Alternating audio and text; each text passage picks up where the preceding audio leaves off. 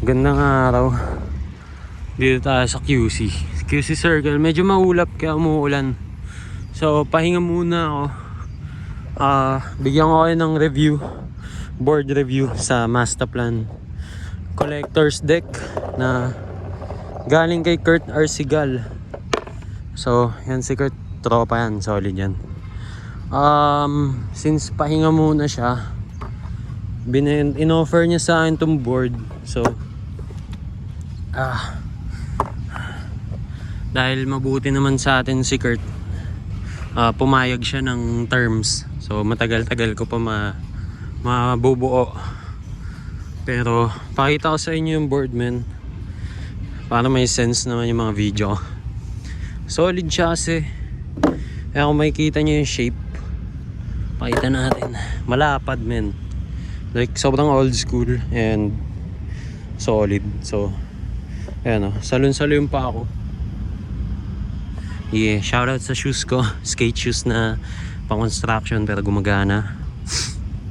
Ayun, parang 9.5 to 10 na yung width ng deck sa front.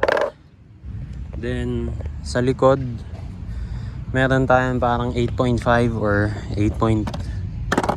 Basta malapad na siya yung likod pati yung tail. So maganda yung tail niya, square tail, malapad na front. Sa sa malayo, para siyang dead board, para siyang Vans na logo. Siguro kasi hindi ganun kaganda yung wheels ko.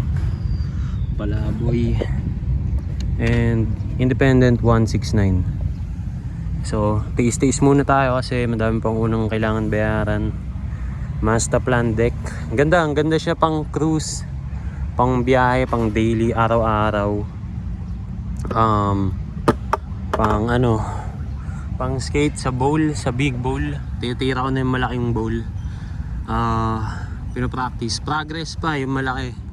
So sinasanay ko siya ma-rock and roll. Relax muna ako dito sa QC.